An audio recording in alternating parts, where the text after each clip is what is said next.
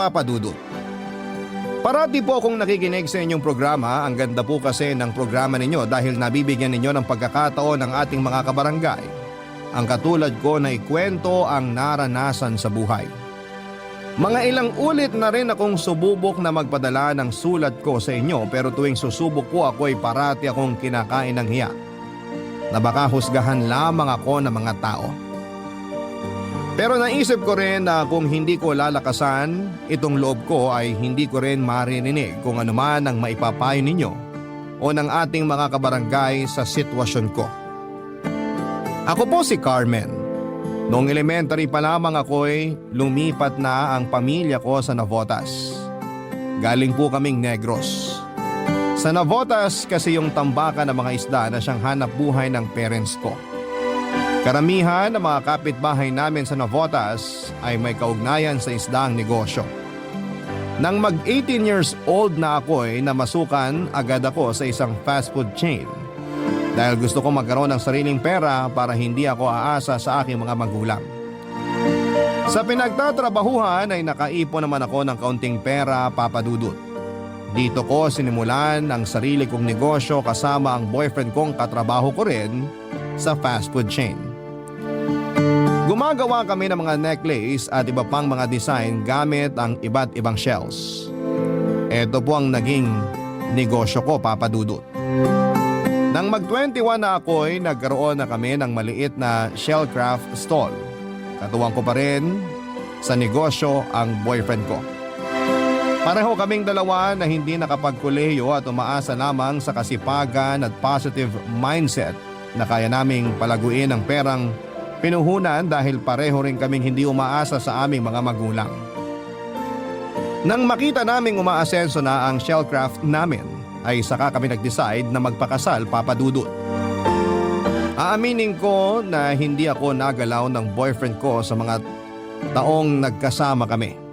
Kaya sa unang gabi namin bilang mag-asawa ay nilubos-lubos namin na pagsaluhan ang aming mga sarili na puno ng pagmamahalan. Natikman ko ang pag-ibig sa kanyang mga bisig.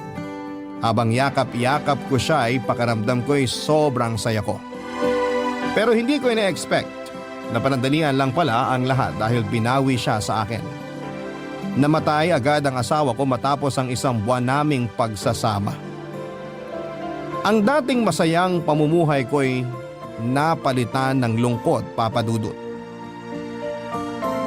Akala ko'y wala ng pag-asa ang buhay pero muling lumiwanag ang buhay ko dahil sa isang buwan na pagiging mag-asawa namin ay nabuntis ako ng asawa ko. Biniyayaan kami ng Diyos ng isang anak na babae.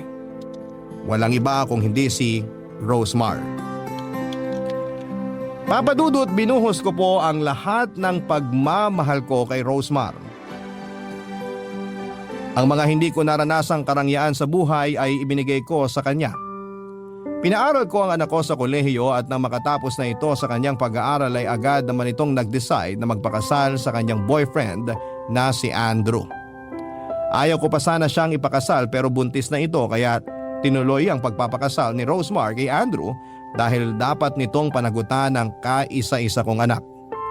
At gusto ng anak ko na lumipat na ng bahay kasama ang asawa niya.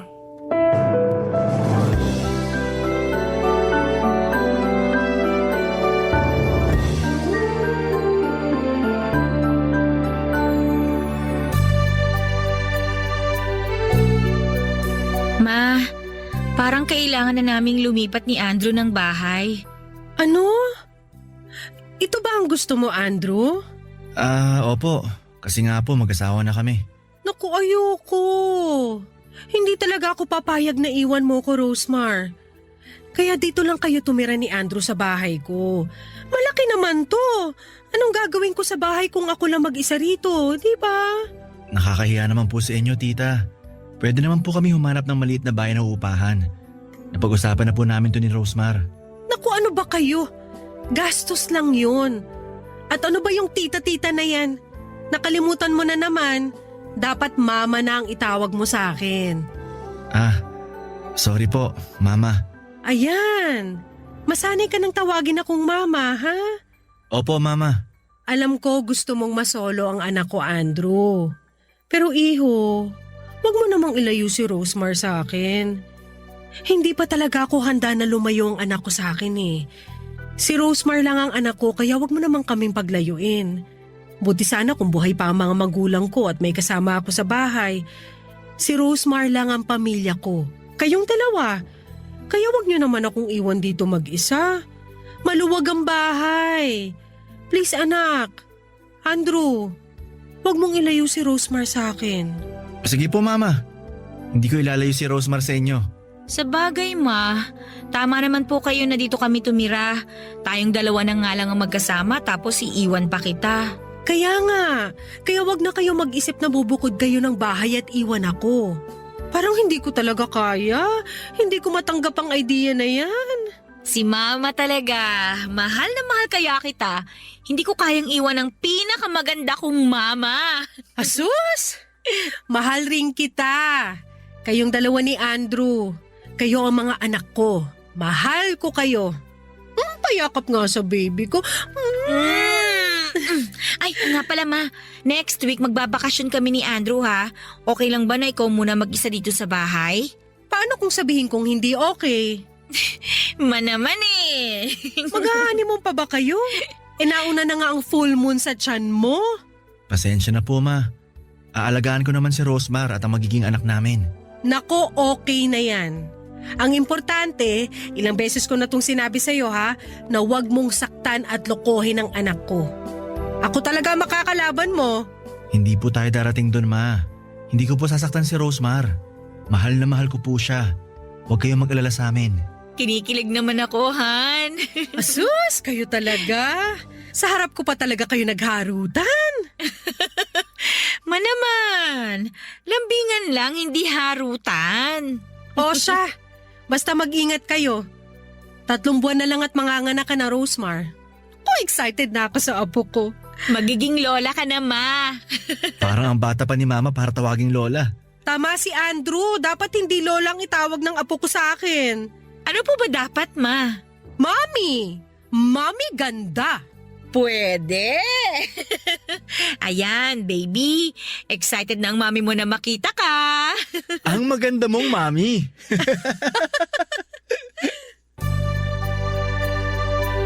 Marunong pumili ang anak kong si Rosemar ng lalaki kung pisikal lamang ang pag-uusapan, Papa Dudut. Matikas ang pangangatawan ni Andrew, maputi at matangkad. Matangos ang ilong at pwede nga siyang maging artista o model sa kanyang kagwapuhan. Makalaglag panty ang tindig, dala ng pagiging mistiso nito. May lahi kasi siya at sa pagkakaalam ko ay 1/4 ang dugong puti niya. Taga-Olonga po ang mga magulang niya. Nag-iba ang takbo ng buhay simula nang merong lalaking nakatira sa amin, Papa Dudut. May tumutulong na sa aking magbuhat ng mga shells kapag nasa bahay si Andrew. Pansin ko na maganda ang forma ng katawan niya. Ang braso nito'y alam na alam kong matigas tuwing nagbubuhat siya ng mga sako ng shells. Minsan ay nakasalubong ko siyang nakatuwalya lamang galing banyo matapos po itong maligo. Parang akong teenager na ngayon lang nakakita ng magandang hubog ng katawan ng isang lalaki. Pilit kong hindi pag-isipan ang nakita ko pero nakakatakam po ang katawan ni Andrew. At mas lalo akong nawiwindang tuwing ngingiti siya sa akin. Sobrang sweet ni Andrew sa akin, Papa Dudut. Hindi ko may pagkakaila sa sarili ko na nagkaka-crush ako sa asawa ng anak ko. Kaya sobrang kaba ng dibdib ko ng isang araw ay kami lang dalawa sa bahay at nilapitan niya ako para kausapin tungkol sa mga bagay-bagay.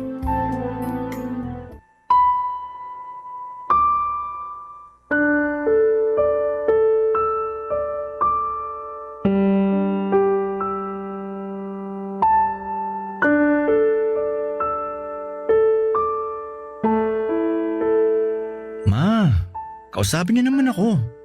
Iniiwasan niyo ba ako? Naku, bakit naman kita iiwasan? Busy lang ako, marami akong orders ngayon. Tulungan ko na po kayo. Naku, wag na, kaya ko na to. Magaan lang naman. Ako na ang bubuhat galing dito sa mesa. Ako na po, Ma. Andrew, please. Bitawan mo ang kamay ko. Oh, Nanginginig kayo? Please, bitawan mo na ako. Ma, alam kong matagal mo na akong tinitingnan. Ilang beses na kitang nahuli na tinititigan mo ko.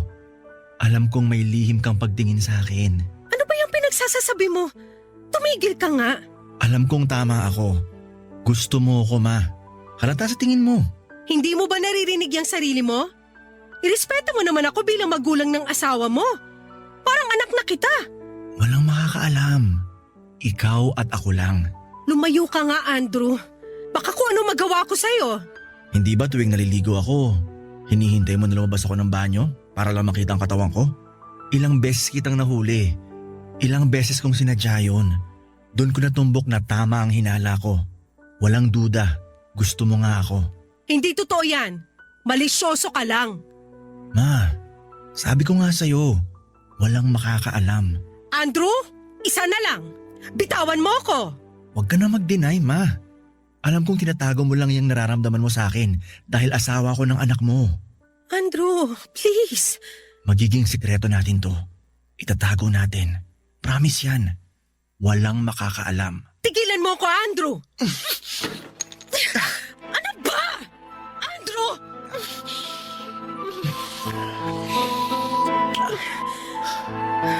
Tama ako, di ba?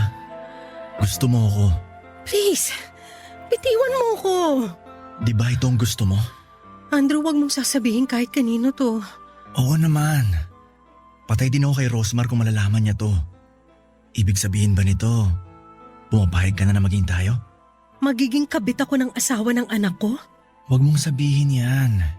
Hindi ka kabit. Ang mahalaga, magagawa mo ang gusto mo sa akin. Ang mga pantasya mo magkakatotoo. Deserve mo rin ang sumaya, Carmen. Pero Shh! Halika dito. Umupo tayo. Alam mo ba, hindi lang ikaw nagpapantasya. Carmen, pinagpapantasyahan din kita na isang araw magkatabi tayo tulad nito. Na hinahawakan kita, hinahalikan. talaga ba? Oo, maniwala ka. Gusto kita, Carmen. Gustong gusto.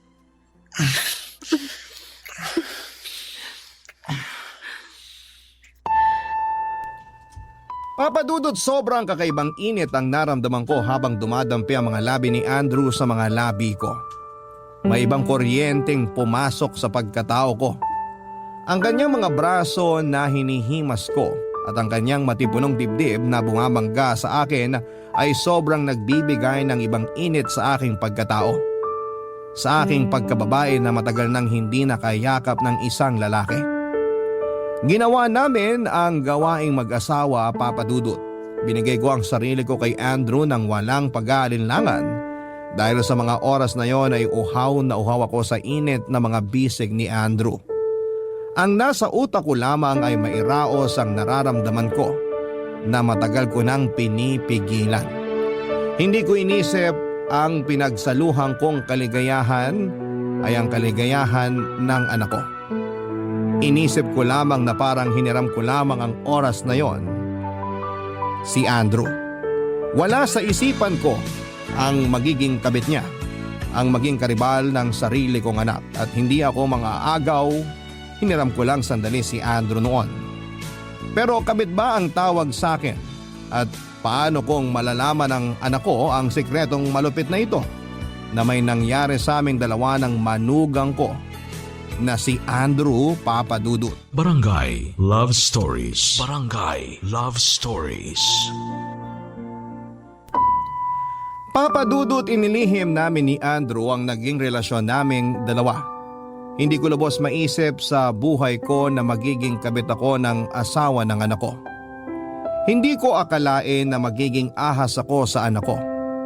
Kahit ganito ang nangyari ay mahal ko ang anak ko. Ayaw kong masaktan siya at ayaw kong masira ang pamilya nilang dalawa ni Andrew. Kaya walang araw na hindi ako natatakot na baka mabunyag na. Sa iisang bahay ay may dalawang ilaw na pinagsasaluhan ng nag-iisang haligi nito. Tama po, nakikisalo lamang ako. Hindi ko aangkinin si Andrew. hinihiram ko lamang siya. Tuwing wala si Rosemar ay nagaganap ang mga gusto namin ni Andrew. Malaya kaming ginagawa ang nagpapasaya sa aking pagkababae. Umabot ako sa punto na parang parati kong hinihiling na sana'y parating wala ang anak ko para kaming dalawa lamang ni Andrew ang nasa bahay at mangyayari ang gusto naming mangyari na walang nakakaalam. Umabot ako sa ganon, Papa Dudut. Isang araw nang magsiping kaming dalawa ni Andrew ay muntik na kaming mahuli ni Rosemar.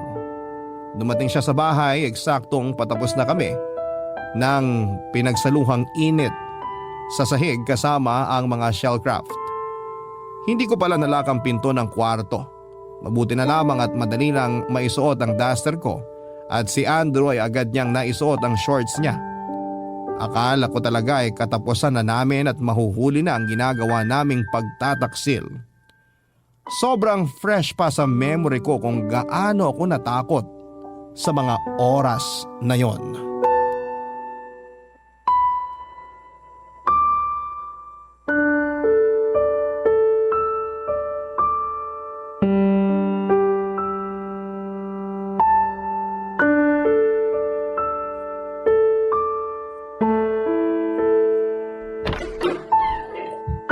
Rosemar! Han! Oh, bakit parang nakakita ka ng multo? Pawis na pawis ka. Mainit kasi. Sa bagay, mainit talaga ngayon. Ay, sobra. Pinagbuhat ko rin kasi siya ng mga sako ng mga shell para tuhugin na namin. May order kasi. Naku ma, dahan-dahan din kayo ha. Hindi na kayo bumabata. Kailangan lang tumatapos. Suki ko kasi kaya minamadali ko na. Mabuti at nandito si Andrew, may tagabuhat ako. Alam mo naman na kailangan ni Mama ng tulong.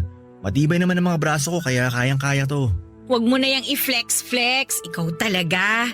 Salamat Han sa pagtulong mo kay Mama ha. Naku, magpunas ka na nga ng pawis mo kasi ayoko sa amoy pawis ha. At saka magsuot ka na rin ng t-shirt mo. Bakit? Ayaw mo makita ang magandang katawan ko?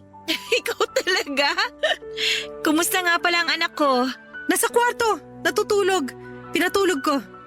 Ma, salamat sa lahat ng tulong niyo sa pamilya ko ha.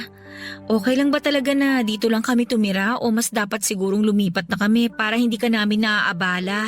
Naku, hindi kayo nakakaabala. Masaya ako na nandito kayo. Nakikita ko kayo at ang apo ko. Tama si Mama, Han. Dito na muna tayo. Walang kasama si Mama. Pag nagkataon itong mga shell niya lang, pati ilang trabahador niya sa store ang kasama niya rito. Iba pa rin kapag nandito tayo. O sige, mas komportable naman ako na dito tayo pero Andrew, humanap ka ng trabaho ha. Sabi ng papa mo, dapat na tayong lumipat ng bahay para daw magporsige kang maghanap ng trabaho. Si Papa talaga. Huwag kang mag-alala. Hahanap ako pero for now, dito muna ako tutulong sa negosyo ni Mama Carmen. Lalo na ngayon na marami ang order kaya inaakit niya na dito para dito gawin ng iba. Alam mo, okay na okay sa akin kasi nakakatulong ka dito kay Mama.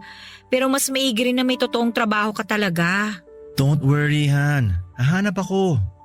Pakis nga ako. Naku, magpunas ka muna.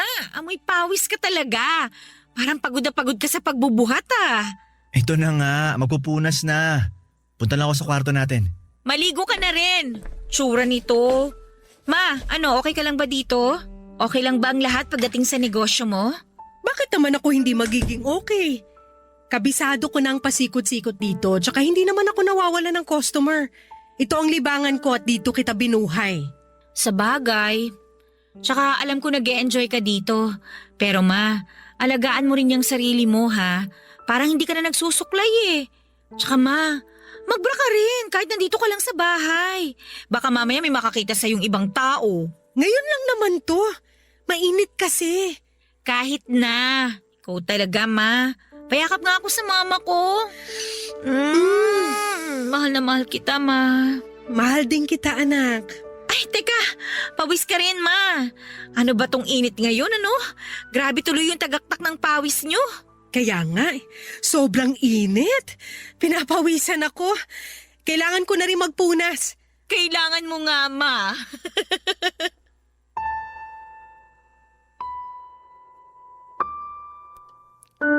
Sa oras na yon, Papa Dudut, ay sobrang kaba po ang nararamdaman ko. Paano kung nabuking kami at nakita ng anak ko ang ginawa naming kataksilan? Kaya naging wake-up call sa akin na muntikan kaming mabuking na dalawa ni Andrew. Kaya naisipan kong gusto ko nang tigilan ang anumang ugnayan naming dalawa ni Andrew. Baka dahil ilang beses ko lang na-enjoy ang pagsasama ng asawa ko noon sa kama, kaya naging ganito ang tingin ko sa pakikipagtalik kasama si Andrew. Baka hinahanap ko lamang ang mga kulang na panahon na dapat ay pinagsaluhan namin noon ng asawa ko, at si Andrew na ang tumupad ng gawaing dapat natugunan ng asawa ko. Kaso'y binawian siya ng buhay at 1 buwan ko lamang siyang nakapiling. Sobrang gulo ng isip ko dahil alam kong masama ang ginagawa ko. May parte sa buhay ko na gusto ko nang wakasan talaga ang namamagitan sa amin, pero may parte rin sa pagkatao ko na gusto kong ipagpatuloy ang kung anuman ang meron kaming dalawa ni Andrew. Mahirap po talaga ang pinagdadaanan ko, Papa Dudut. Kaya isang gabi naisip ko na pumunta sa isang bar para makahanap ng kahit sinong lalaki para mapatunayan na hindi pagmamahal ang nararamdaman ko kay Andrew, kundi tawag lamang ng laman. Pangangailangan lang ng katawan, ang pananabik lang sa init ng isang lalaki, kaya ako nagkagusto kay Andrew. Kaya noong nasa bar ako habang lasing ay namit ko ang kaedad kong si Domeng. At ang sumunod na nangyari ay nagising na lamang ako sa kama katabi siya. At iba na ang damit na suot ko.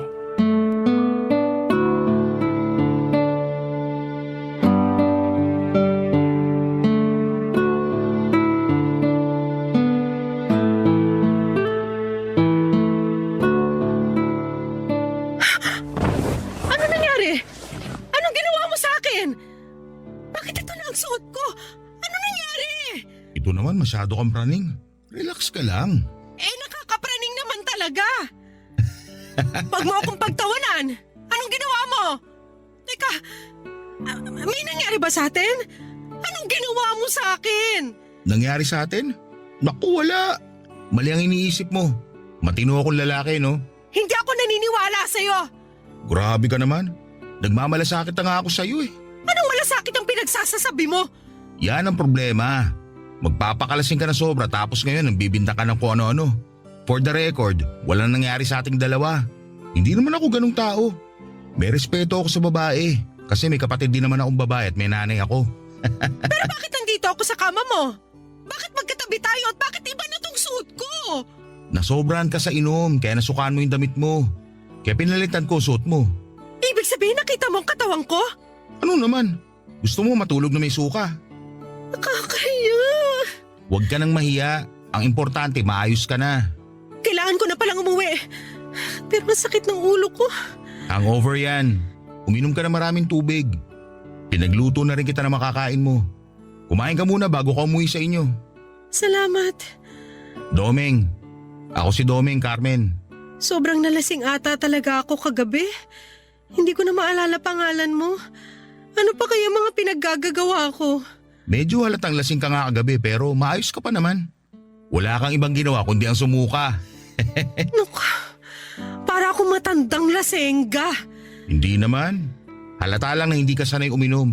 Hindi nga ba? Oo, hindi nga. Domeng, salamat ha. Kung hindi ka ang nakasama ko, baka ano nang nangyari sa akin. Walang anuman. Sige na, tumayo ka na dyan. Kumain ka. Kaya mo na ba? Parang kaya ko naman pero mabigat pa rin ang ulo ko. Mawawala rin yan. Sana nga mawala agad to. Pero parang lalagnatin ako sa sakit. Ihatid na kita mamaya kung okay lang sa'yo para naman makauwi ka na maayos. Naku, wag na. Kaya ko na. Ito naman, huwag ka na mahiya. Wala naman akong trabaho ngayon. Kaya hindi abala sa akin kung yan ang iniisip mo. Salamat, Domeng. Teka, baka may asawa ka na at ako... Single pa ako. Talaga? Oo. Parang kailangan ko na nga ng kasama pa uwi. Ayun. Sasamahan kita pa uwi. Kumain ka muna. Sige. Matapos akong kumain ay hinatid na ako ni Domeng sa bahay, Papa Dudut. Siniguro niya talagang safe akong makakarating sa bahay. Sa totoo lang ay naging kampante ako sa kanya kaya noong niyaya niya akong lumabas ay sumama agad ako. Madali niyang nakuha ang loob ko, madali niya akong napaibig. O pag-ibig ba talaga ang nararamdaman ko sa kanya sa mga oras na yon? Basta ang alam ko sa sarili ko ay gusto ko nang mawala ang pagnanasa ko kay Andrew. Gusto kong putulin ang ugnayan naming dalawa at hindi na higit pa sa pagiging mother-son-in-law ang relationship namin. Gusto kong maging normal na manugang na lamang ang relasyon ko sa kanya. Gusto kong magpakaina sa anak ko at hindi ang maging kahati sa asawa niya. Walang gabi na hindi ako inuusig ng konsensya ko sa ginawa namin ni Andrew. Patuloy din ang paglapit niya sa akin para gawin ang nakagawian namin. Pero tumatanggi na ako at nahahalata niyang may iba akong lalaki. Ang hindi niya alam ay gusto kong limutin siya. Pero paano kung nasa isang bahay lamang kami nakatira kasama ang anak ko? Kaya kapag magkasama kami ni Domeng ay mas nararamdaman ko ang kapayapaan na sana'y si Domeng na lamang ang dumating kaagad sa buhay ko. Para hindi na nangyari sa aming dalawa ni Andrew ang kasalanang pinagsaluhan namin. Walang sabit si Domeng at may trabaho po ito. Hindi siya kagwapuhan, Papa Dudut, pero hindi naman sa lahat ng oras ay ang panlabas na anyo ang batayan kung mahal mo ang isang tao. Nasa puso ang pagmamahal. Ang tunay na pagmamahal ay yung wala kang nasasakta na ibang tao. At hindi mo tinatago ito dahil kapag nabunyag ay tiyak na ikakasira talaga ng buhay mo. Barangay Love Stories. Barangay Love Stories. Matapos ang halos 3 buwan nang una kong makilala si Domeng ay naging kami ng dalawa kaagad, Papa Dudut. Gusto ni Domeng na ipaalam namin ito sa anak ko dahil hindi naman ako bata para ilihim ang tungkol sa amin. At pareho naman kaming walang sabit na dalawa. At dito ko na nga sinabi kay Domeng ang tungkol kay Andrew dahil gusto kong tapat ako sa kanya. At kung hindi niya matatanggap ang nakaraan ko ay hindi ko ipipilit ang sarili ko. Ang akala ko ay hihiwalayan niya ako, Papa Dudut, pero hindi. Mas minahal niya ako at hindi niya ako hinusgahan. Para sa kanya ay pinagtagpo kami ng tadhana para iligtas ako kay Andrew at maibaon sa limot ang sikretong ugnayan ko sa asawa ng anak ko. At matigil na ang hindi kanais-nais na ugnayan ko kay Andrew. Na dapat ay manatiling manugang lamang si Andrew sa buhay ko.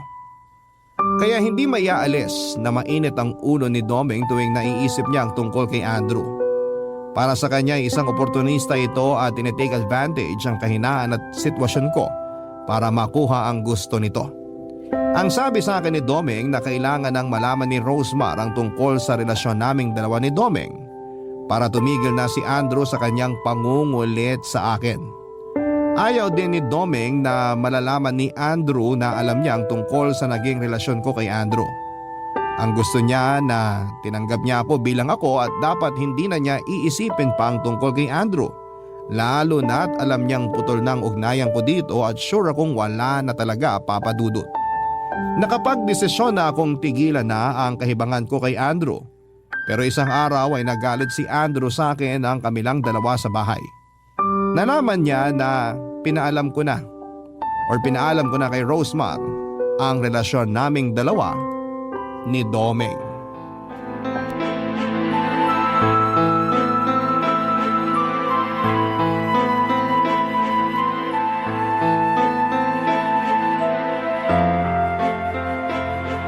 Ano ba, Andrew?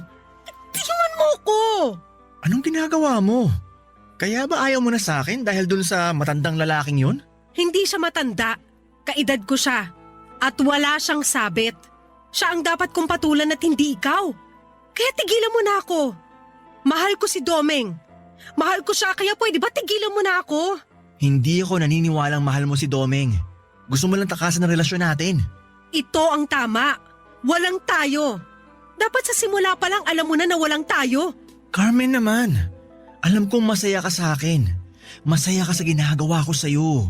Andrew, tama na. Mahalin mo ang anak ko. Yan ang tama mong gawin. At ang mahalin ko si Domeng ang nararapat kong pagtuunan ng pansin. Kaya please lang tumigil ka na. Hindi pwede. Pwede! Huwag mong putulin ang ugnayan natin. Pwede naman nating itago to eh. Ano? Itago? Hindi, Andrew. Hindi na tayo magtatago. Ayoko na kaya wala nang itatago. Pero gusto mo ako. Anong gusto mo? Magubad ako ngayon dito sa harapan mo? Wala namang tao ngayon tulad ng dati. Pwede nating gawin ngayon. Hindi ba ito ang gusto mo? Huwag kang mag-alala. Paliligayahin kita. Tama na! Tumigil ka na! Anong ginagawa mo sa mama mo? May tinatanong lang ako kay mama. Bitiwan mo siya! May tinatanong lang naman ako. Bakit? Sino ka ba? Ako si Domeng. Wala ka talaga respeto sa mama mo, no? Nire-respeto ko siya. Ganyan ba pagrespeto? Yung nasasaktan na si Carmen sa higpit ng pagkakahawak mo? Ganyan ba ang asta ng isang manugang? O baka naman, hindi mo mapigil ang sarili mo? Ano pinagsasabi mo? Tigilan mo si Carmen! Domeng, huwag ka nang makialam. Hindi! O ikaw! Baka akala mo hindi ko alam na malaki ang atraso mo. Hindi ka dapat pamarisa dahil oportunista ka. Anong pinagmamalaki mo? Yung itsura mo? Alam mo kung ano meron kami ni Carmen? Alam na alam ko kung walang iyaan mo. Bitiwan mo na si Carmen! Ano? Hindi mo ba rin bibitawan? Bakit? Anong gagawin mo kung hindi? Iba talaga yung apog mo ah! Ano ba? Tumigil kayo! Kapal ng mukha mo! Walang hiya ka! Pakialamero! Ikaw ang walang hiya! Wala kang respeto! Puro kayo pa yung nasa isip mo! Wala kang klase! Dapat sa'yo pinulubog! Doon na tayo sa loob ng kwarto ko. Andrew, umayos ka ah. Umayos ka bilang asawa ng anak ko. Umayos ka bilang tao dahil gusto ko na magpakatao. Hindi ako hayop. Sana ilagay mo yan sa utak mo. Mahalin mo ang anak ko. Yun ang dapat mong gawin. Halika na, Domeng. Ayusin mo yung pagbumukha mo ha! Domeng, tama na. Tigilan mo na yan.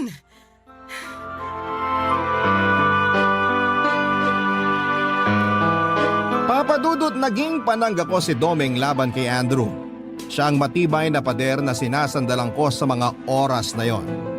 Kung wala si Domeng, siguro ay patuloy akong ginagamit ni Andrew. Patuloy ang pagtataksil ko sa anak ko at patuloy ang ahasan sa loob ng bahay.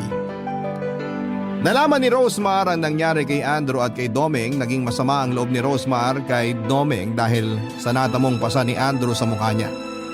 Hindi alam ni Rosemar ang tunay na nangyari at pinalabas lamang namin na nag-aaway ang dalawa. Kaya nagsapakan dahil hindi sa pagkakaintindihan. Kaya naisipan kong lumipat na lamang kami ni Domeng ng bahay. Ibinigay ko sa anak ko ang bahay ko bilang pamana sa kanya at bilang kabayaran sa nagawa kong kasalanan na hindi niya alam. Gusto kong umiwas na sa gulo, Papa Dudut. Gusto kong iwasan ang tukso at gusto kong iwasan si Andrew. Ayaw pa sana ni Rosemar na ipamana ko sa kanyang bahay at lumipat na kami ni Domeng pero tinanggap niya rin ang desisyon ko. Nasa Navotas pa rin ang shellcraft ko at umuupa kami ng maliit na bahay ni Domeng. Para kami nagsisimula parang katulad ng una kong asawa. Naisipan din namin ang magpakasal para tuluyan ang kalimutan ng tila bangungot ko sa tuwing nakikita ko ang anak ko. Sa totoo lang, Papa Dudut, tuwing kaharap ko si Rosemar ay inuusig ako ng konsensya. Isang araw, Papa Dudut, ginawa na ko ng surprise birthday party ng anak kong si Rosemar. Nandun syempre si Andrew. Masaya ako sa surprise pero kumakabog sa kaba ang dibdib ko tuwing kaharap ko si Andrew. Lalo na't nagsisimula na naman siya sa mga banat niya sa akin.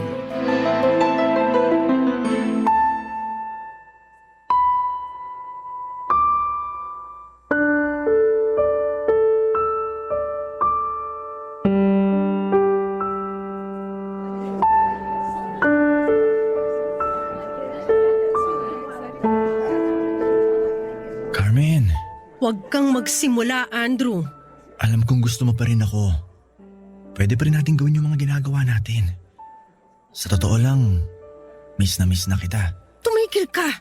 Baka may makarinig sa'yo. Sige na, magkita tayo. Pwede tayo sa motel. Hindi mo ba talaga ako titigilan? Tama na yung mga panahon na yon. Malaking pagkakamali yon. Hindi dapat ako nagpadalos-dalos eh. Dapat igalang mo rin ako bilang nanay ng asawa mo. Ikaw naman? Binabastos na naman kita pag gusto mong bastusin kita. Anong meron dito? Parang kanina ka pa kumukuha ng lechon, Andrew ah. Ako na, kukunan kita para matapos na. Carmen, hinahanap ka ni Rosemar. Asikasuhin mo na mga bisita mo. Sige, pupuntahan ko siya. Umayos kayong dalawa ah. Sige na, punta mo na sila. Ako nang bahala dito. Hindi mo ba talaga siya titigilan? Hindi ka pa ba marunong makontento at lumugar ha? Alam mo dapat na kung ano lang ang para sa'yo, yun lang ang kunin mo. Kung hindi ka lang asawa ni Rosemar, pinagulpi na kita eh. Gusto mo bang sabihin ko kay Rosemar yung kademonyohan mo para matigil ka na?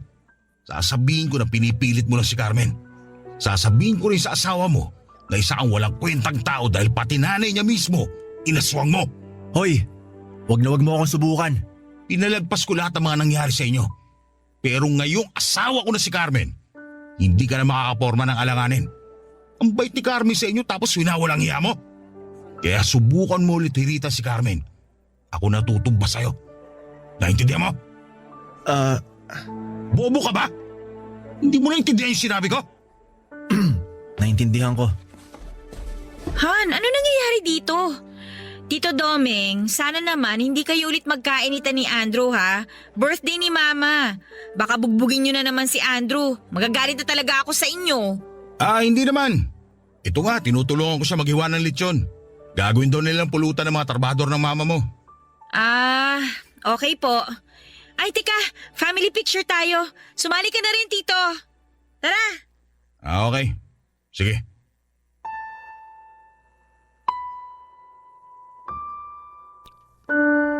Simula noon, Papa Dudut, ay hindi na lumapit si Andrew sa akin. Iniiwasan na rin niya ako dahil parating nakabantay si Domeng sa akin dahil ayaw ng asawa ko na mas lalong lumala pa ang sitwasyon.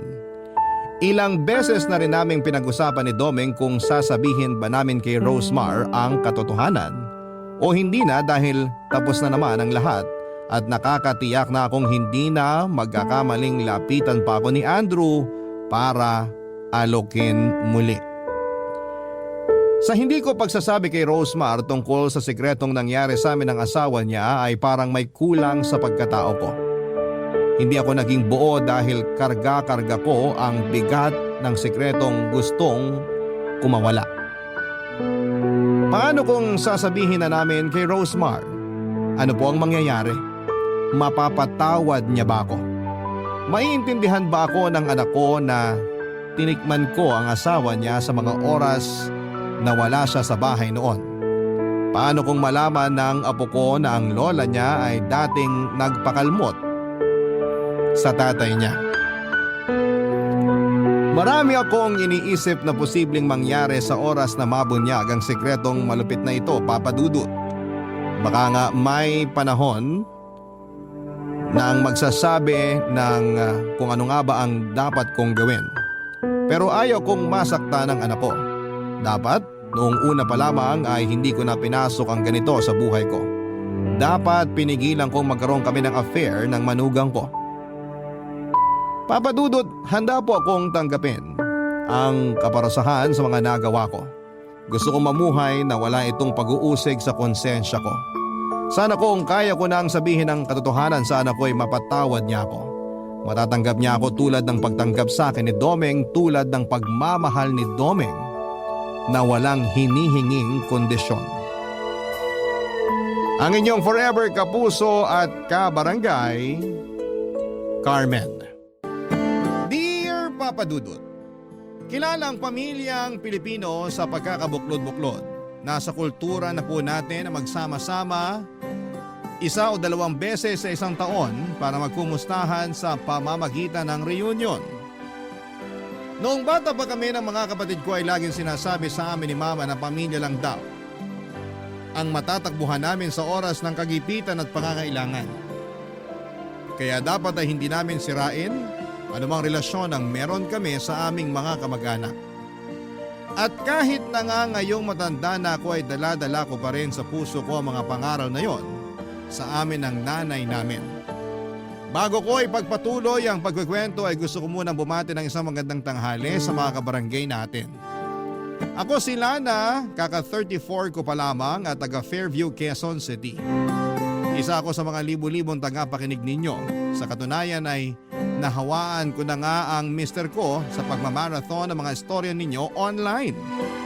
Bukod kasi sa mga aral at inspirasyon sa buhay na napupulot namin sa pakikinig sa Barangay Love Stories, nagsisilbi na rin po yung bonding namin ng asawa ko, Papa Dudut. Pero hindi love story namin ang gusto kong ibahagi sa kwento ko ngayong tanghali. Magsisimula ang lahat 3 years ago onwards. Dati kaming nakatira sa Navotas dahil mangingisda ang tatay ko. Doon na rin sila nagkakilala ni Mama at karamihan sa mga kamag-anak namin ay taga doon din. Masasabi ko na masaya at magulo ang kabataan ko kasama ang mga kapatid ko't pinsan. Hindi po kami mayaman pero laging pinaghahandaan nila Mama at ang mga kapatid niya ang Pasko at bagong taon kung saan ay nagsasama-sama kami para kumain at magpalaro. Yon ang kaugaliang kinalakhan ko. Kaya inakala kong perpekto ang aming pamilya.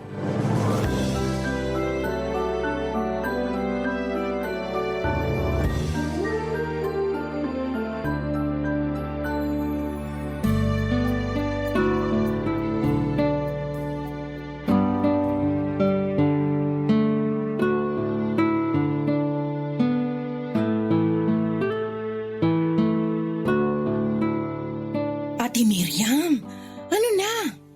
Ano na ba yon, Adora? Kailan mo planong pansinin yung nanliligaw sa'yo dun sa may water refilling station? Dinig ko, gustong-gusto ka raw nun. Tsaka, biyudo yun, kaya ayos na rin. Ano ba pinagsasasabi mo? Kilabutan ka nga. Bakit ako magpapaligaw ay may asawa akong tao? Santisi mong babaeng to? Ay, alam naman natin na hindi na magtatagal yung buhay ng asawa mo. Manahimik ka nga. Matakot ka nga sa Diyos. May takot ako sa Diyos, ano? Lagi nga ako nagsisimba tuwing linggo at nagro-rosaryo gabi-gabi. Kung totoo yung sinasabi mo, sana alam mo sa sarili mo na masama yung iniisip mo. Hindi porke may sakit ang asawa ko ganyan mo na tratuhin. Masyado ka namang ano. Ikaw lang naman inaalala ko. Ano nga ko inaalala mo? Siyempre, masarap kaya yung may kasama sa buhay lalo na pagtanda natin. Ako nga nakatatlo na eh. Madali kasi akong magsawa kaya pag ayoko na pinapalitan ko na. Ikaw yun. Magkaiba tayo. Mahal ko ang asawa ko. At kahit na ano mangyari, hindi ko siya ipagpapalit sa iba. Kaya ko naman ang sarili ko.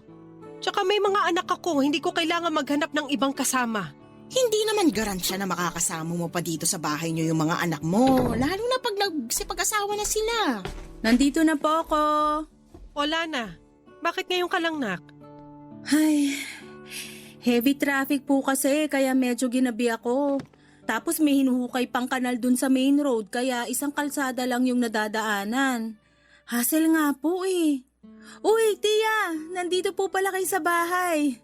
Oo, nakikipagkwentuhan lang naman ako dito sa nanay mo. Talaga po? Gusto ko nang paalisin tong tsahin mo Nakakainis kasi yung mga sinasabi. Grabe ka naman ate. Tungkol saan po ba yung pinag-uusapan nyo kung ayos lang malaman? Ayos lang naman, pero baka pati ikaw mainis. Napakasulsul mo talaga. Bakit maiinis si Nana? Sigurado ako na pag nalaman niya baka nga matuwa pa siya at pasalamatan ako. Tungkol saan nga po kasi yun, Tia? May nagkakagusto kasi sa mama mo. Yung may-ari ng water refilling station dun sa kanto. Biyudo yun. Malaki na rin ang mga anak. Sinabi ko lang naman dito sa nanay mo na magpaligaw na kasi syempre, hindi natin sigurado ang buhay. Sobra naman po kayo. Buhay pa po yung tatay namin. Konting respeto naman. Anong konting respetong pinagsasasabi mo? Bastos po kasi yung sinabi nyo. Ano bastos doon? Lahat bastos. Hindi ko alam kung paano nyo nakuhang sabihin yun Alam nyo na nga may pinagdadaanan yung pamilya namin dahil sa pagkakasakit ni Papa. Imbis na mapagaan nyo yung loob namin, lalo nyo lang pinabibigat. Depende yon kung paano nyo tatanggapin. Minasama nyo. Kaya kasalanan nyo yun. Talaga namang, ayaw pang tumigil Huwag mo na lang patulan yung tiya mo. Baka hindi pa yan nakakapaghapunan Mabuti pa umuwi ka na sa inyo, Adora. Baka nga hinahanap ka na ng mga anak mo Anong oras na Uuwi naman talaga ako Pero, pautakin mo muna ako ng bigas. Gawin mo ng 3 kilo pero sa sunod na linggo na yung bayad Dali na para makauwi na ako.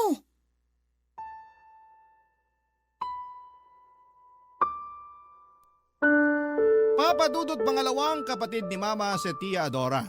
Sa 5 kapatid ng Mama, ang tiyahin kong ito ang hindi ko masyadong paborito. Matabil kasi ang dila niya kahit na lagi niyang sinasabi na prangka lang daw siya. Pero para sa akin ay magkaibang bagay po yun. At habang nagkakaedad ako ay lalo kong napatunayan kung gaano siya kasakit magsalita. Bukod doon ay napaka-insensitive din niya na tao. At patunay na doon ang pangbubugaw niya kay Mama sa ibang lalaki kahit na buhay pa naman. At ang malala pa ay may sakit ang tatay namin. Kaya nga gigil ako sa kanya ng gabing yon. Pero laging sinasabi ng Mama na pagpasensyahan ko raw ang Tia Adora ko. Sa kanilang 6 na magkakapatid, ito raw talaga yung espesyal. Premature raw kasi ito at sakitin kaya kung ano-anong gamot ang pinainom sa kanya noong bata pa lamang. Nasalinan din daw ito ng dugo noong minsang nagkadengge. Kaya siguro ganun yung pag-uugali niya. Ewan. Pero hindi talaga nakakatuwa itong tiyahin ko at kahit na anong pangunawa ang gawin ko ay dumarating pa rin yung puntong bigla na lamang may sumasanib sa akin na masamang espiritu para patulan ko siya, papadudot.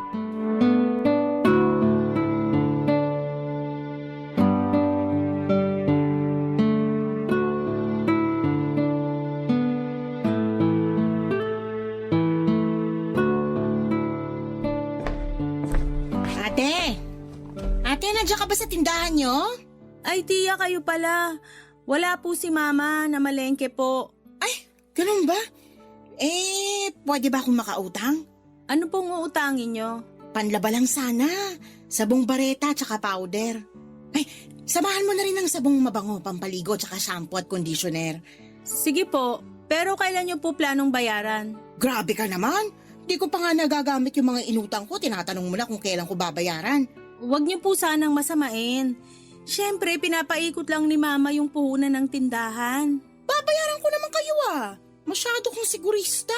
Ilang beses niyo na po kasing sinabi yan, pero hanggang ngayon wala pa rin kayong inaabot na pambayad. Yung inutang nyong bigas, sabi niyo babayaran niyo sa susunod na linggo. Hanggang ngayon, wala pa rin. Tapos pumatong na lang yun sa mga utang niyo nung nakaraang buwan pa.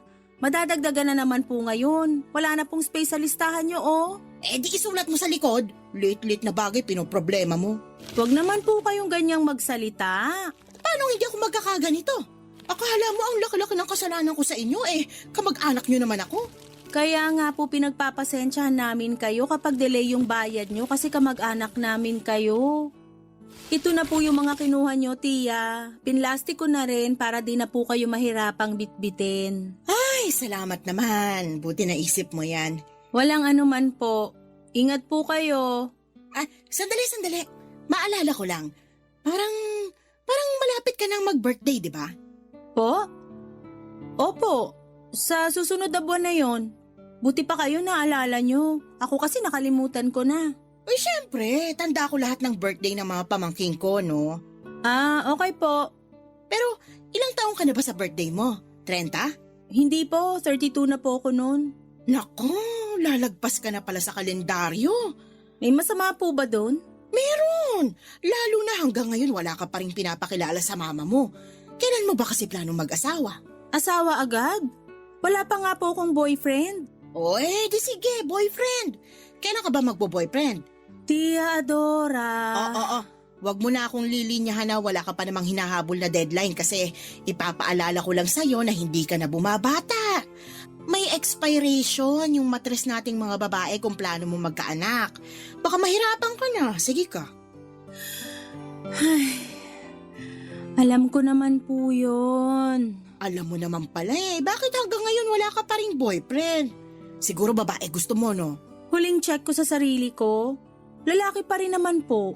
Kaya nga lumandi ka na. Gayahin mo ako. Talo pa kita Ano pong gagayahin ko sa inyo? Yung mabilisan yung pagpapalit ng mga lalaki? Hay, sobra ka naman sa sinabi mo. Huwag niyo na po kasing problemahin yung tungkol sa pagkakaroon ko ng boyfriend. Darating din po tayo doon. Baka nga magulat na lang kayo kasi naunahan ko na kayo magpakasal. Ay, nakakainis ka naman Alis na nga ako rito bago pa masira ang araw ko. Sige po, ingat po uli kayo. Baka makatapa kayo ng jackpot, lalong masisira araw nyo. Papa Dudut, taon-taon na lang laging kinukumusta ni Tia Adora kung kailan ko planong mag-asawa. Yun bang parang may pa-countdown siya na malapit na raw lumagpas sa kalendaryo ang edad ko. Akala mo naman ay may makukuha kong premyo sakaling magka-boyfriend na ako o makapag-asawa tulad ng gusto niyang mangyari. Kahit na sanay na ako sa mga tanungan niyang ganon, Papa Dudut, ay hindi ko pa rin mapigilang ma-stress lalo na may pinagdadaanan ng pamilya namin dahil sa pagkakasakit ni Papa. Tapos ay sumasabay pa talaga siya. 5 ang mga anak ni Tia Adora, 25 anyos ang panganay at 8 taon naman yung bunso. May naging karelasyon siyang mga lalaki at nagkaanak sa mga ito, pero kapwa hindi nauwi sa kasalan. Bale sa una niyang kinasama, 3 ang naging anak niya at sa pangalawa naman ay 2. Hiwalay na rin naman siya doon at noong mga panahong yon ay meron na siyang boyfriend na mas bata sa kanya ng 15 taon. 43 years old na ang tiyahin ko at 28 naman na yung boyfriend niya. 3 taon lang ang tanda sa panganay niya. At lagi niyang binibida na talo pa raw niya ako dahil sa edad niyang yon ay may asim pa siya at ibubuga sa mga lalaki. Barangay Love Stories. Barangay Love Stories. Papa Dudut, hindi naman ako nakikipagkompetensya sa tiyahin ko. At kahit na may sinasabi sa kanya yung iba naming kamag-anak dahil sa pagiging bida-bida niya, ay hindi ko na yon ginagatungan pa lalo't hindi ganoon yung tinuro sa amin ng mga magulang namin. Kaya nga sa abot na makakaya ko ay pinapalagpas ko na, Papa Dudut, ang mga sinasabi ng tiya ko at pinagpapasa Diyos ko na lamang na sana'y magbago na siya. Mabilis na lumipas ang 2 linggo pero hindi bumuti ang lagay ng tatay namin. Sa katunayan ay labas-masok na rin siya noon sa ospital at nagsimula lang yon sa ubo at lagnat na nauwi sa pulmonya. Noong huling beses na dinala namin siya sa ospital, ay huling beses na rin pala na makikita namin siyang buhay, Papa Dudut. Ang sakit mawala ng magulang pero inisip na lang namin na nakapagpahinga na siya sa piling ng Panginoon. Pinagtulungan naming magkakapatid ang burol at libing ng tatay namin. Kahit na malungkot ang aming pamilya ay nagpapasalamat pa rin kami sa Diyos. Dahil binigyan niya kami ng pagkakataon na makasama si Papa ng ilang taon bago niya ito bawiin sa amin. Kahit na iniwan na kami ng tatay namin, nanatiling matatag ang aming pamilya. Nangako kami ng mga kapatid ko sa isa't isa na hindi namin pababayaan ang mama namin.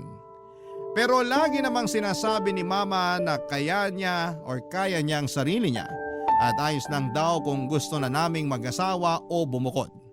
Malalaki na rin kasi kami at nasa tamang edad na rin. Tapos na rin kami sa pag-aaral, may pinagkakakitaan namang maliit na tindahan si Mama. Pero pinangako ko sa sarili ko na habang wala pa akong asawa ay babantayan ko ang mama namin at aalagaan ko siya. Mabilis nga na lumipas ang 3 buwan at nakarating sa kaalaman ko na patuloy pa rin kinukulit ng tiyahin ko si Mama na magpaligaw gayong wala na raw naman ang tatay namin. Grabe kung hindi ba naman talaga tinamaan ng lintik, Papa Dudut.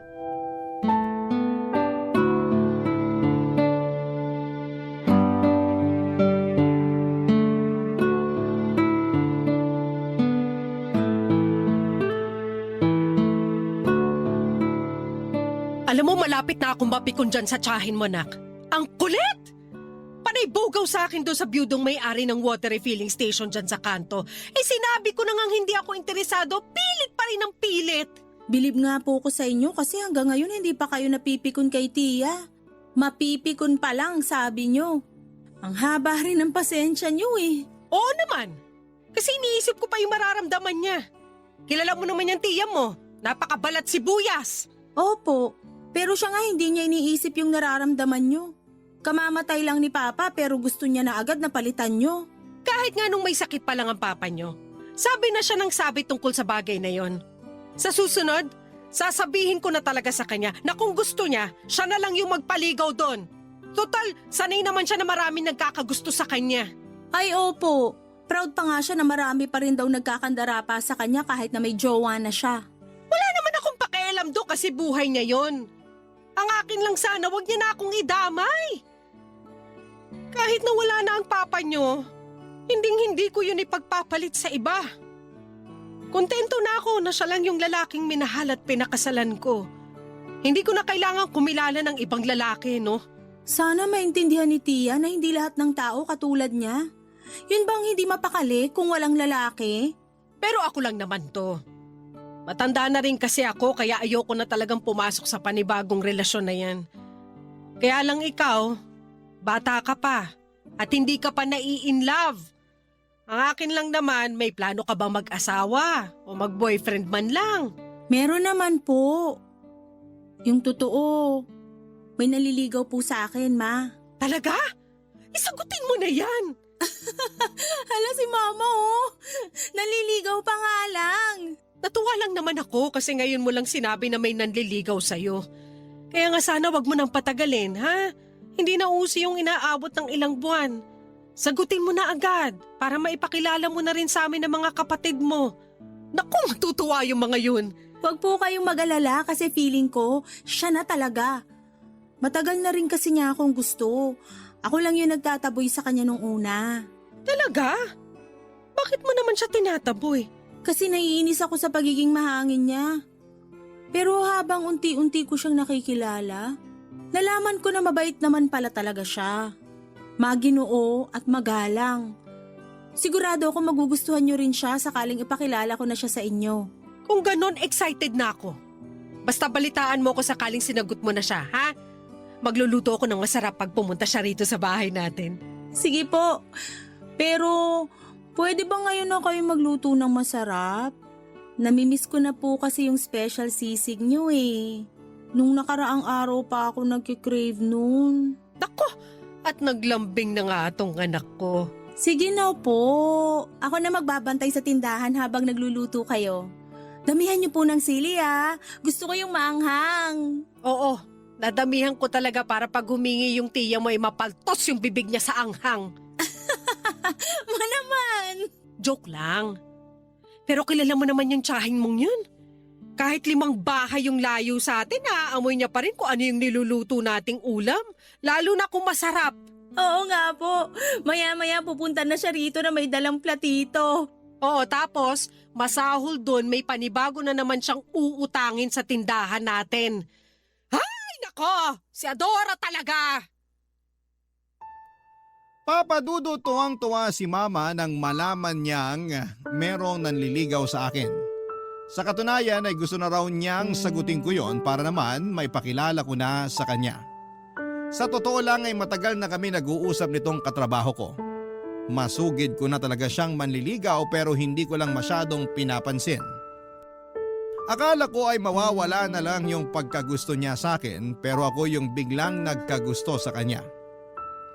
Siguro'y ginayuman niya ako pero hindi naman ako nagrereklamo. Masarap naman talagang ma-in-love kaya nga pagkalipas lang ng 2 linggo, Papa Dudut, ay binigay ko na sa kanya ang matamis kong oo. As usual ay nakarating sa buong angka namin na sa wakas ay may boyfriend ako. At nung araw nga na dinala ko siya sa bahay para ipakilala kay Mama at sa mga kapatid ko abay biglang umiksena si Tia Dora. Nakala mo'y kung sinong nakapagtanong sa boyfriend ko. Ang malala ay tungkol pa sa personal niyang buhay ang mga tinanong ni Tia. Katulad ng ilan silang magkakapatid, may business raw ba ang mga magulang ni boyfriend at kung magkano raw ang sinasahod niya. Katwiran ni Tia Adora ay concern lamang daw siya sa akin. Kung kaya ba niyang buhayin ang pamangkin niya kapag nagpakasal na kami. Nakakaloka. Hindi nagtagal ay na-engage kami ng boyfriend ko at nagpakasal na rin kami, Papa Dudut. Nang mga panahong yon ay may bahay na kami na binigay ng parents ng asawa ko sa kanya.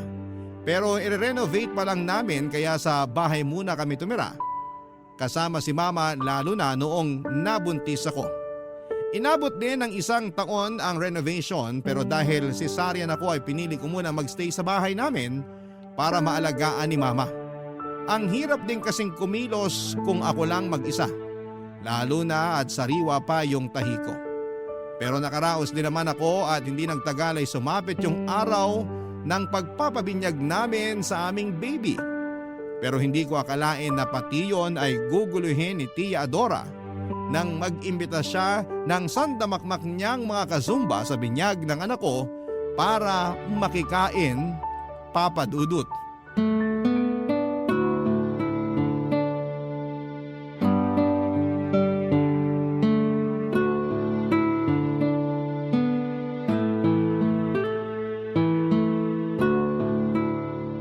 Ano ba naman yun, Lana? Bakit ganun lang? Kakaunti yung pinakain mo dun sa mga kazumba ko. Sabi nung isa, hindi raw sila nabusog. Mawalang galang na po, Tia Adora. Pero hindi ko naman po kasalanan kung pumunta sila rito eh. Hindi ko naman sila inimbita. Kayo lang naman po yung nagsama sa kanila rito. Alam niyo namang may iba pa kaming bisita. Bisita rin naman sila. Mga kazumba ko nga yun.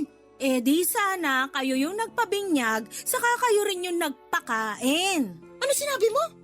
Alam nyo, buti na lang talaga may extra money pa kaming mag-asawa para magdagdag ng pagkain. Kasi nakakahiya naman kung pinalis namin yung mga bisita nyo kanina. Pero imbes na magpasalamat kayo sa akin o kahit man lang humingi ng pasensya dahil masyado kayong pabida, nakuha nyo pa talaga akong awayin kasi hindi nabusog yung mga kazumba nyo? Nasa tamang pag-iisip po ba kayo? At ako pa talaga yung pabida? Sumusobra ka na ha? Baka nakakalimutan mong tsahin mo ko. Hindi ko po nakakalimutan yon. Kaya nga kahit na nakakabwisit kayo, nagtitimpi ako sa inyo. Pero hindi ko na talaga kinaya ngayon. Hindi naman kami mayaman kaya nga binadget namin yung pagkain sa binyag ng anak namin. Para lang sana yun sa mga kinuha naming ninong at ninang at sa mga kamag-anak. Pero anong ginawa nyo? Nagsama kayo ng ibang tao tapos gusto nyong pakainin ko silang lahat? Sobra namang kagarapalan yan. Kasalanan ko bang kulang yung budget nyo? Sana kasi pag nagpapabinyag kayo, pinaghahandaan nyo. Ako pa pala ngayon yung garapal? Nang dahil lang doon? Aba, nakakasama ka ng loob ah. Ay wow, kayo pa talaga yung masama ang loob? Kamusta naman kaya yung pakiramdam ko? Naisip niyo man lang ba yon bago sumama ang loob niyo sa akin? Feeling ko hindi, kasi ganyan naman kayo. Wala kayong pakialam sa ibang tao, kahit mga kamag-anak nyo. Kasi sarili nyo lang yung palagi nyong iniisip. Hindi totoo yan ha. Huwag kang mag-imbento. Hoy Adora, ginawa mo pa talaga sinungaling yung anak ko? Halos lahat ng kamag-anak natin alam yung pag-uugali mo. Huwag mo namang kampihan yung anak mo, Ate Miriam. Sinong kakampihan ko, ikaw? Alam mo matagal kong iniwasan na masaktan ng damdamin mo Kaya hindi kita madalas pinapatulan. Nagtitimpi ako sa'yo kasi magkapatid tayo at ayoko masira ang relasyon natin pero nakakainis ka na talaga. Pati binyag ng apo ko hindi mo pinalagpas. Ano ba kasi kinakagalit nyo? Pagkain lang naman yon. Kahit siguro ano talagang paliwanag namin, hindi mo maintindihan yung punto rito. Ay nako, ewan ko sa inyo mag-ina. Makakarating sa iba nating kamag-anak na inaway nyo ko at pinagsalitaan ng kung ano-ano. Tingnan natin kung hindi kayo masira sa kanila. Lalo ka na, Ate Miriam. Akala mo kung sino ka. Di magsumbong ka! Gusto mo samahan pa kita? Tara! Grabe ka na talaga sa akin Yung ugali mo ang mas grabe! Ang tanda-tanda mo na pero wala ka pa rin pinagkatandaan. Sana naman bago ka mang-insulto ng kapwa mo, matuto ka namang manalamin nang sa ganon, makita mo rin kung gaano kadumi ang pag-uugali mo. Ang hirap sa'yo, masyado ka nagbubulag-bulagan. Tama po si Mama. Sana ma-realize nyo yon bago pa mahuli ang lahat. Wala akong dapat ma-realize dito kasi alam ko sa sarili ko na wala akong ginawang mali. Ang yayabang nyo porque umasenso lang kayo ng konti. Tandaan nyo na laging binababa ng Diyos sa mga mapagmataas. Wala pong nagmamataas dito. Kung meron, baka kayo. Sumusobra ka na talaga, Lana. Hindi mo na ako ginalang. Hindi ka rin kasi marunong gumalang sa iba. Kaya paano ka igagalang ng anak ko? Mabuti pa, umuwi ka na sa inyo! Sige na! Mabuti pa nga. Ayoko na makita yung mga pagmumukha nyo. Papa Dudut, hindi ko na nga napigilan ang sarili ko na pagsalitaan ng masakit ang tiyahin ko dahil sa ginawa niya. Walang respeto na kung yon ang gusto niyang itawag sa akin, pero harap-harapan na niya akong binastos dahil sa ginawa niya. Mabuti na lang talaga at nagawan pa rin namin ang paraan na mapakain ang lahat ng mga in-invite niya na wala naman sa listahan namin. Pero syempre napagastos kami ng malaki ng asawa ko. Hindi naman kami mayaman kaya nga hanggat maaari ay binabudget namin ang aming pera. Pagkatapos ng insidenteng yon ay naggalit at nagtampo sa akin si Tia Dora. Hindi niya ako kinausap at narinig ko na lamang na chinichismis niya kami ni Mama sa iba naming mga kamag-anak, Papa Dudut. Pero mas marami siyang sinasabi tungkol sa akin na kung ano-anong hindi magaganda sa pandinig tulad ng maramot daw ako, gahaman at hindi na aasenso. Alam ng mga kamag-anak namin na hindi yun totoo dahil matulungin akong tao. Pero sinabi ng mister ko na wala naman daw akong dapat na patunayan kasi alam din naman nila kung gaano kagarapal ang tiyahin namin. At habang tumatagal, Papa Dudut, imbis na magbago ay lalong lumalala ang ugali niya sa pagiging tsismosa, Papa Dudut. Barangay Love Stories. Barangay Love Stories.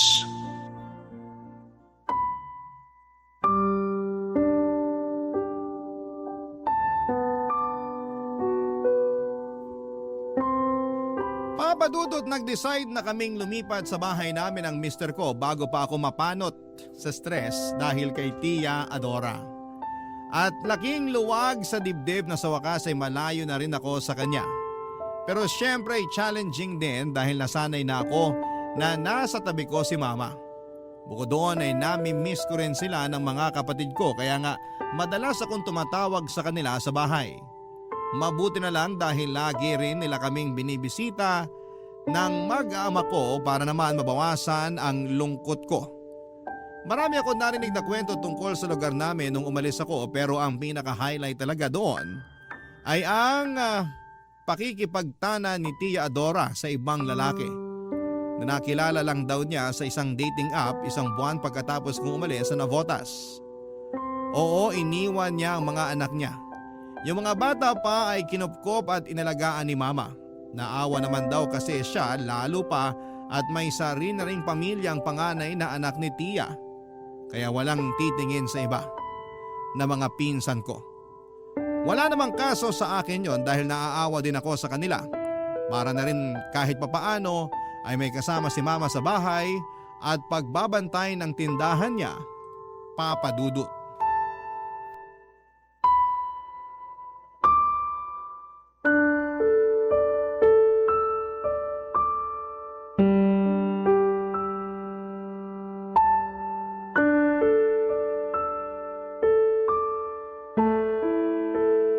Nasaan na kaya si Tia Adora, no?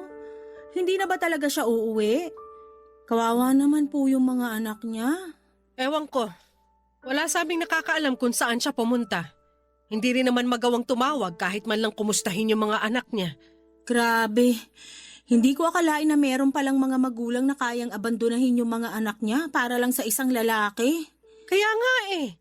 Lahat kami ng iba mong tiyahin at tsuhin nagulat din. Ano pong sabi ng boyfriend ni Tia? Yun nga. Nalaman namin na hiniwalayan na niya pala. Kasi raw napansin niya ng lalaki na. Bukod doon, ginagatasan lang daw siya at madalas awayan kapag wala siyang maibigay na pera. Kawawa rin. Pero buti na lang natauhan. Kasi bata pa naman yun. Baka makakilala pa siya ng mas matinong babae na pwede niyang pakasalan kesa dun sa tiyahin mo. Ay, si Tia po talaga yung may problema rito. Hindi siya mapakali pag wala siyang ibang lalaki. Kaya siguro lagi silang naghihiwalay ng mga kinakasama niya noon. Ay oo. Madalas yan silang nag-aaway noon. Matindi. Sa sobrang tindi, nagkabaranggayan pa sila. Ay lalo na yung tatay ng 3 niyang anak. Pinapatulan talaga nun si Adora. Hindi rin nagpapatalo pero sa huli sumuko rin sa ugali ng kapatid ko. Ako nga na ate niya sumusuko rin sa kanya. Pero dahil sa ginawa ni Tia, mga anak naman niya ang apektado. Kaya nga, Sa sobrang awa ko dun sa mga magkakapatid, iniisip ko ng kupkupin. Tama lang naman po yung ginawa nyo kasi wala na rin namang titingin sa kanila. Oo nga, kasi yung panganay ni Adora may asawa at sarili na ring pamilya. Pero kinokontak naman po ba kayo? Oo, lagi nga kinukumusta yung mga kapatid niya. Sabi niya sa akin pupunta raw siya sa bahay sa susunod na linggo. Mag-iipon lang daw sila ng pamasahe. Bakit po? Saan na ba sila nakatira ngayon? Umuwi pala sila ng probinsya ng asawa niya, dun sa Bohol. Naku, ang layo na rin pala ng tirahan niya. Oo, pero lagi naman siya nakikipag-usap sa mga kapatid niya sa cellphone. Lalo na ngayon. Kahit siya hindi rin makapaniwala sa ginawa ng nanay nila eh. Sabi pa nga niya sa akin na baliw na raw si Adora. Pero sana ma-realize ni Tia na mas mahalaga pa rin ang mga anak niya kaysa dun sa bago niyang lalaki. Sana nga. Kaya lang dinig ko, mapera rin yung bago niya eh. Kaya siguro nakipagtanan siya ron. Matakot pa rin siya sa karma. Baka isang araw singilin na lang siya ng kapalaran dahil sa pag-abandona niya sa mga anak niya. Sana nga talaban ng konsensya yung tsahin mong yun para maisip niya pa rin yung tama. Kasi sabi mo nga baka makarma siya. Mas nakakatakot yun, nak. Opo, ma. Kaya nga po gusto ko magpasalamat sa inyo kasi kahit iniwan na tayo ni Papa, kami pa rin ang mga kapatid ko yung priority nyo. Oo naman. Kasi mga anak ko kayo at mahal na mahal ko kayo. Napapalitan at pwedeng iwanan ng mga lalaki. Pero ang mga anak, hindi. Alam na tatay nyo na ganun yung prinsipyo ko. Kaya siguro natakot siya magloko nung nabubuhay pa siya. Pero hindi naman manluloko ang papa nyo. Mahal na mahal ako nun at mahal na mahal ko rin siya. Mahal din po namin kayo, ma. Salamat po uli sa lahat-lahat. Lalo na sa pag-aalaga nyo sa akin ngayong may sarili na rin akong anak. Papa Dudut, hindi pa rin ako makapaniwala na may ganong klase ng ina. Yun bang kayang iwan ang mga anak para lang sumama sa ibang lalaki? Tuluyan na ngang nawala ang katiting na respeto ko kay Tia Adora dahil sa ginawa niya sa mga pinsan ko. Ang hirap lang kasi na lagi raw siyang hinahanap ng bunso niyang anak. Wala namang maisagot si mama kundi ang umalis at baka hindi na bumalik pa. Papadudot awang-awa ako sa pinsan kong yon dahil nakakatulugan na lang daw ang pag-iyak. Lumipas pa ang isang taon at hanggang sa sumapit itong 2024 around March nang makarating sa amin ang balita na may kamag-anak daw kaming nakakita kay Tia Adora na nasa Taytay Rizal at namamalimos na. Pero hindi raw nila nakausap dahil paglapit nila ay mabilis daw itong tumakbo papaalis. Nag-alala naman kami ni Mama nang malaman yon kaya kami na mismo ang pumunta noon at nagbaka sakali na makita namin siya. Pinagtanong-tanong namin ang kinakaroonan niya at makaraan nga ang isang buwan na paghahanap ay may nakapagturo naman kung saan siya matatagpuan. Dinala kami ng aming paghahanap sa isang maliit na paupahang kwarto sa bayan ng Angono. Doon namin natagpuan ang aming hinahanap.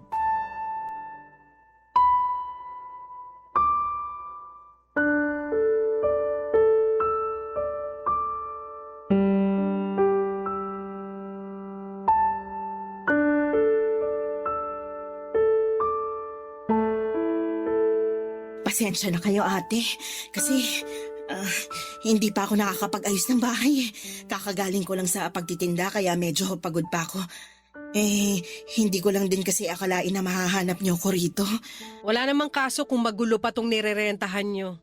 Hindi naman kami maarte ng anak ko. Pinuntahan talaga namin kayo dito nung nalaman namin na may nakakita raw sa inyo na kamag-anak natin na namamalimos. Totoo po ba yun, Tia? Oo, pero isang beses ko lang ginawa yon. Oh, bakit ka umiiyak, Adora? Desperado na kasi ako noon eh. Wala nang tindahang nagpapautang sa amin eh. Gutom na kami ng anak ko. Ilang araw na kaming hindi kumakain. Wala rin kaming malinis na tubig na pwedeng inumin kasi pinutulan na kami nung may-ari ng nirerentahan namin. Ha? Grabe naman yun. Ilang buwan na kasi kaming hindi nakakabayad ng renta kaya Tama lang daw na putulan niya kami ng tubig at kuryente. Tapos, palalayasin niya na sana kami kung wala pa ako maibabayad. Kaya nga dumilihensya na ako sa pamamalimos. Hiyang-hiya ako pero tiniis ko na lang. Kasi nga, para rin naman yan sa amin ng anak ko eh. Kaso, doon ko nga nakita yung isa nating kamag-anak. Lalapitan niya sana ako pero natakot ako kaya tumakbo ako palayo. Bakit mo kasi siya tinakbuhan? Sana noon pa lang nahanap ka na namin at nalaman na namin ang sitwasyon mo. Nahihiya ako. Ayokong maging usap-usapan niyo pag umuwi ako sa atin. Wala na akong mukhang ihaharap sa mga kamag-anak natin kasi kasalanan ko naman eh. Siguro nga ito na yung karma ko kasi iniwan ko yung mga anak ko. Ang sama-sama akong ina. Tahan na po, Tia. Lahat naman tayo nakakagawa ng mali eh. Pero sobra-sobra yung pagkakamaling nagawa ko. Piruin mo, inabandon ako yung mga anak ko para sumama sa ibang lalaki. Kaya siguro pinarusahan ako ng Diyos kayo nang kunin niya sa akin yung anak ko. Anong ibig mong sabihin? Namatay na yung anak namin nung nakaraang buwan lang, ate. Mahapagingangit. Nagkasakit siya. Lumala kasi hindi ko agad nasugod sa ospital. Tapos, huli na nung nadala ko. Ang hirap. Ang sakit mawala ng anak. Tapos humingi ako ng tulong sa barangay para maipalibing yung anak kong namatay kasi walang-wala talaga ako. Hindi ko na nga siya naiburol. Tapos, yung natirang pera sa donasyon nila sa akin ginamit ko pampuhunan para makapagtinda-tinda ako. Pinakiusapan ko rin yung may-ari ng nirerentahan ko na huwag akong paalisin kasi baka sakali na ako matulog. Buti na lang naawa siya sa akin. Bakit kasi hindi ka na lang umuwi sa atin sa Navotas? Hinihintay ka rin ng mga anak mo. Nahihiya nga kasi ako sa inyo. Siguradong pagtatawanan ako ng iba nating mga kamag-anak. Hindi nila gagawin yon pag nalaman nila mga pinagdaanan mo. Pasensya ka na kasi naduwag din talaga ako. Hanggang ngayon, hiyang-hiya ako sa inyo ni Lana pero buti na lang din na nahanap niyo ako. Alam ng Diyos kung gaano ko kayo gustong makita at makausap para humingi ng tawad. Ang laki-laki ng kasalanan ko sa inyo. Wala na yun sa amin ni Mama, Tia Adora. Napatawad ka na namin. Kaya nga nung nalaman namin na nakita ka ng kamag-anak natin dito sa Rizal, nagpursige kami na hanapin ka para kamustahin. Hindi lang namin nakalain na ganun na pala katindi yung pinagdaanan mo. Pero tandaan mo, Tia, nakasama mo na kami ngayon at hindi ka na mag-iisa. Tama si Lana. Kaya umuwi ka na sa bahay. Kasi hinihintay ka na rin ng mga anak mo. Miss na miss ka na nila, lalo na yung bunso mo. Oo, ate, uuwi na ako. Miss na miss ko na rin sila.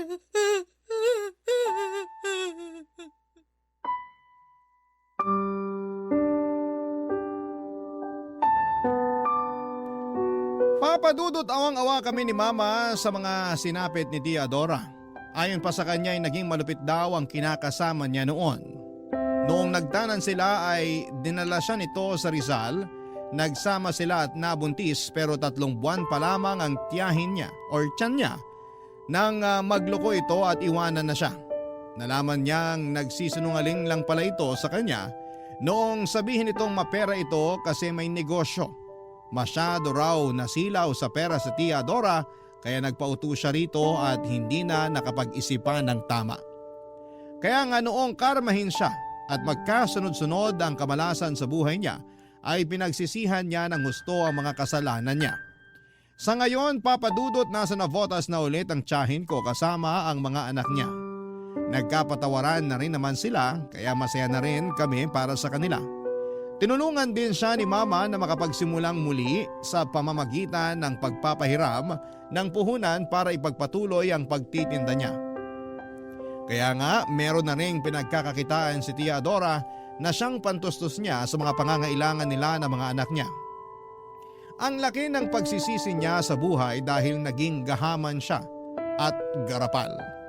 Ilang beses niyang sinabi sa akin na gusto na niyang magbagong buhay at masaya ako kasi nakikita ko naman na sinusubukan niya talaga. Tulad ng sinabi ko ay napatawad ko na siya sa mga kasalanan niya sa amin. Sa huli, pamilya pa rin namin siya at pamilya ay laging nagtutulungan at hindi nagtatanim ng galit sa isa't isa. Hanggang dito na lamang po ang sulat ko, Papa Dudut, at sana'y kinapulutan po ito ng aral at inspirasyon ng mga kabarangay natin sakaling mapili po ninyong i-ere sa inyong istasyon. God bless sa Barangay Love Stories and more power sa inyong lahat. Lubos na gumagalang ang inyong forever kapuso at kabarangay, Lana.